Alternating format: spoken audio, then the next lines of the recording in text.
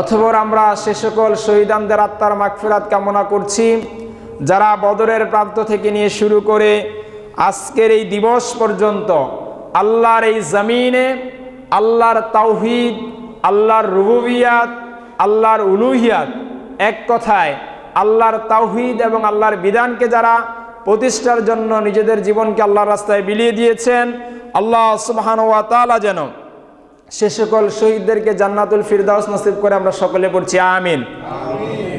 প্রিয় ভাইয়েরা, আমরা আজকে পবিত্র কোরআন আল কারীমের সূরাতুল বাকারা 2 নম্বর সূরার 197 নম্বর আয়াতের অংশ বিশেষ আমি আপনাদের সামনে তেলাওয়াত করেছি।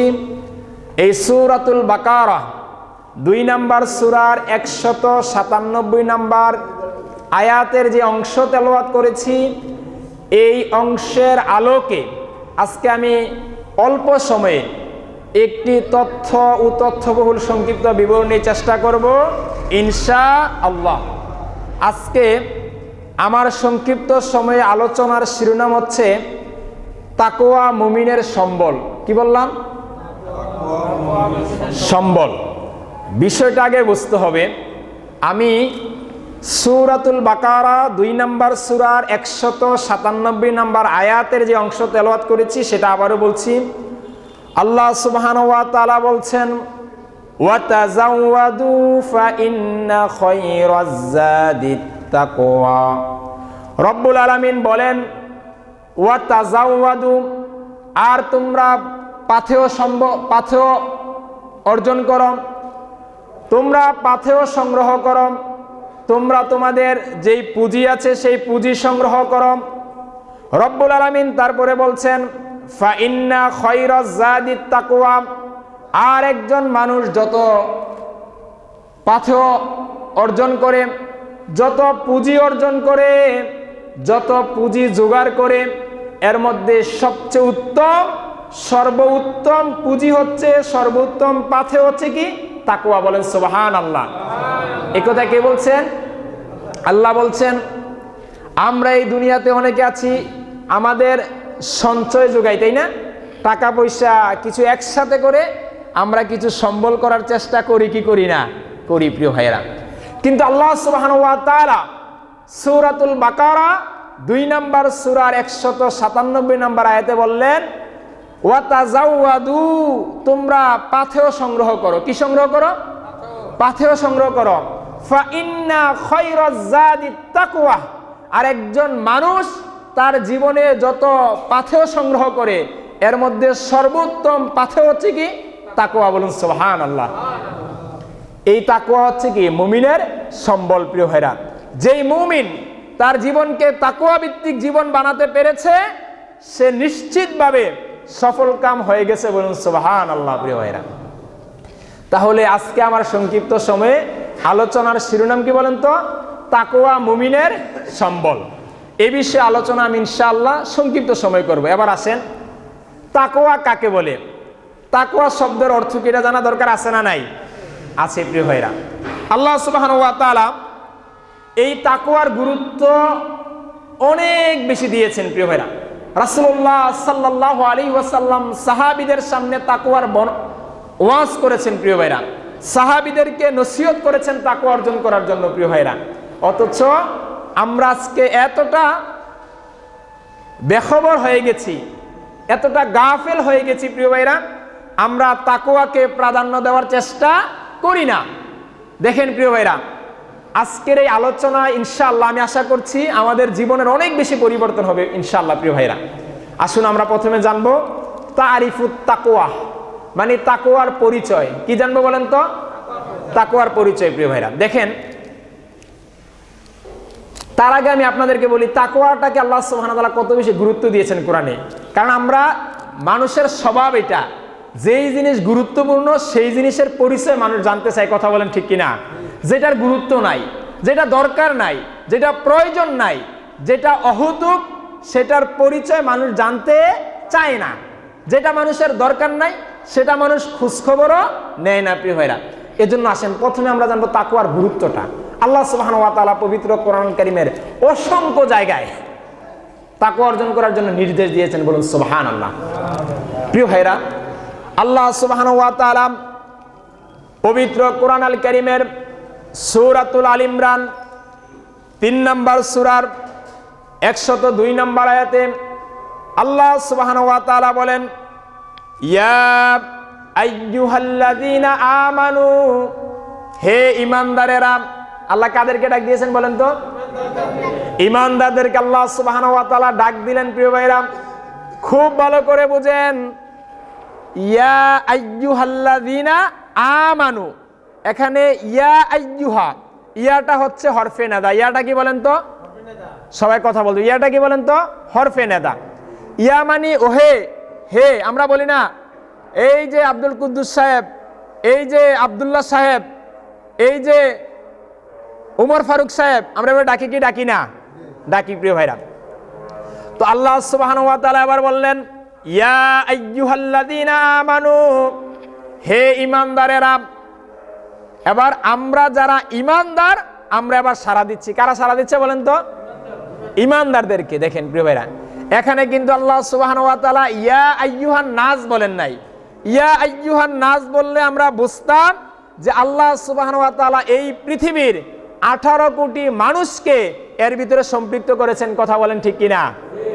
কিন্তু আল্লাহ সুবহানাহু ওয়া তাআলা এখানে নির্দিষ্ট করে বললেন, ইয়া আইয়ুহাল্লাযীনা আমানু, হে ঈমানদারেরা। এবার আমরা যারা ঈমানদার আছি, আমরা বললাম, আল্লাহ আপনি আমাদেরকে কেন ডাকছেন? এবার রব্বুল আলামিন বলছেন, ইত্তাকুল্লাহ, তোমরা আল্লাহকে ভয় করো। কাকে ভয় করো? আল্লাহকে ভয় করো। তাহলে প্রিয় ভাইরা, আল্লাহ সুবহানাহু ওয়া তাআলা এই আয়াতে তার মুমিন বান্দাদেরকে, তার ঈমানদার বান্দাদেরকে তাকওয়া অর্জন করতে বলেছেন। কি অর্জন করতে বলেছেন বলুন তো? তাকওয়া অর্জন করতে বলেছেন।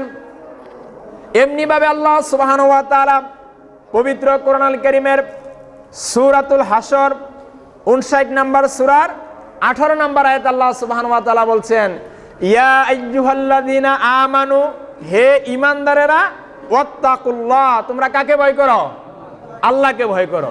এরকম ভাবে প্রিয় ভাইরা, কোরআনুল কারীমের অসংখ্য জায়গায় আল্লাহ সুবহানাহু ওয়া তাআলা আমাদেরকে তাকওয়া অর্জন করার জন্য নির্দেশ দিয়েছেন, বলুন সুবহানাল্লাহ। তাহলে প্রিয় ভাইরা, তাকওয়ার গুরুত্ব কম না বেশি? সবাই বলেন, গুরুত্ব কম না বেশি? বেশি। প্রিয় ভাইরা, এবার আসেন তাকওয়ার পরিচয়টা আমরা জানি। আমাদের সমাজে আজকে অনেকের ধারণা, যার জুব্বা যত বড়, যেই হুজুরের টুপি যত বড়, যেই ব্যক্তি যত বড় রুমাল পরে, সে তত বড় মুত্তাকি। আজকের সমাজে এই ধারণা আছে না নাই? আছে প্রিয় ভাইরা। আজকে ক্লিয়ার হবে ইনশাআল্লাহ। প্রিয় ভাইরা, প্রথমে আমরা জানবো তাকওয়ার পরিচয়। এই তাকওয়া শব্দটা মূলত 3টা বর্ণের সমন্বয়ে এটা মূল ধাতু। এই তাকওয়া শব্দের অর্থ হচ্ছে নিজেকে রক্ষা করা। কাকে রক্ষা করা? সবাই কথা বলেন, তাকওয়া শব্দের অর্থ কি? নিজেকে রক্ষা করা। প্রিয় ভাইরা, কি থেকে? পাপাচার থেকে। কি থেকে? তাহলে তাকওয়া শব্দের 1 নাম্বার অর্থ হলো পাপাচার থেকে, নিষ্কুলসতা থেকে, নোংরামি থেকে নিজেকে রক্ষা করা, 1 নাম্বার অর্থ। 2 নাম্বার হচ্ছে নিষিদ্ধ কাজ থেকে নিজেকে রক্ষা করা। কি কাজ থেকে বলেন তো? নিষিদ্ধ। আল্লাহ সুবহানাহু ওয়া তাআলা যেই কাজগুলো করতে আমাদেরকে নিষেধ করেছেন, সেইগুলো থেকে আমরা নিজেদেরকে রক্ষা করব। কথা বলেন ঠিক কিনা? প্রিয় ভাইরা, আসুন, এটা হচ্ছে তাকওয়ার অর্থ। শায়েখ মুহাম্মদ তানতাবি রাহিমাহুল্লাহ তিনি বলছেন, মুত্তাকি শব্দটা, আমরা এই শব্দটা অনেকে ইউজ করি। মুত্তাকি শব্দটা ইউজ করি না? সবাই দিকে তাকান, কোন শব্দটা ইউজ করি বলুন তো? মুত্তাকি। শায়েখ মুহাম্মদ তানতাবি রাহিমাহুল্লাহ তিনি বলছেন, মুত্তাকি শব্দটার বহুবচন হলো মুত্তাকুন। বহুবচন কি বলেন তো? মুত্তাকুন। আর এই মুত্তাকুন শব্দটার ক্রিয়া ফেল হচ্ছে ইত্তাকা। কি বললাম বলেন তো? ইত্তাকা। ইত্তাকা মানে হচ্ছে সে নিরাপত্তা লাভ করলো। ইত্তাকা শব্দের অর্থ কি? সে নিরাপত্তা লাভ করলো। আর মুত্তাকি বলা হয় যে নিজেকে সমস্ত খারাপ কাজ থেকে, সমস্ত নোংরামি থেকে, সমস্ত অশ্লীলতা থেকে, সমস্ত বেহাইয়াপনা থেকে যে ব্যক্তি নিজেকে মুক্ত করলো, সে ব্যক্তি হচ্ছে মুত্তাকি। বলুন সুবহানাল্লাহ। এবার আসেন প্রিয় ভাইরা, আমরা তাকওয়া শব্দের অর্থ জানলাম। এবার আসেন তাকওয়া কাকে বলে, জানা দরকার আছে না নাই? আছে প্রিয় ভাই। আর না হয় এই সমাজে তাকওয়ার অর্থ না জানার কারণে, তাকওয়ার সংজ্ঞা না জানার কারণে, তাকওয়ার অবস্থান কোথায় এটা না জানার কারণে আজকে আমাদের সমাজে আমরা দেখতে পাই যেই লোকগুলো বলে যে আমি দৈনিক 80 রাকাত তাহাজ্জুদ পড়ি, সেই লোকগুলোর হাতেও মানুষের রক্ত লেগে থাকে। কথা বলেন ঠিক কিনা? প্রিয় ভাইরা, আসেন তাকওয়া কাকে বলে।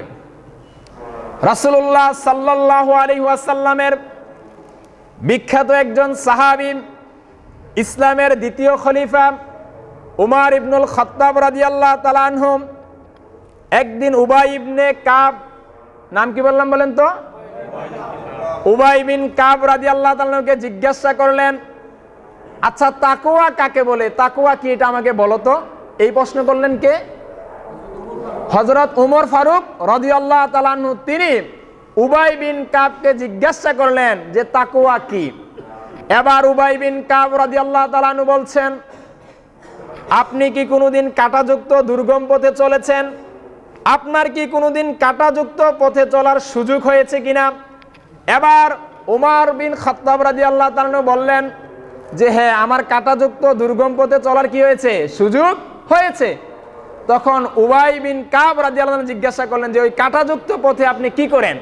তখন উমর রাদিয়াল্লাহু তাআলা বললেন, ওই কাঁটাযুক্ত রাস্তায় আমি আমার নিজের শরীরকে এবং কাপড়কে কাঁটা থেকে মুক্ত করে, কাঁটা থেকে হেফাজত করে, কাঁটা থেকে নিজেকে গুছিয়ে রাখার চেষ্টা করি এবং গুছিয়ে রেখে কি করি?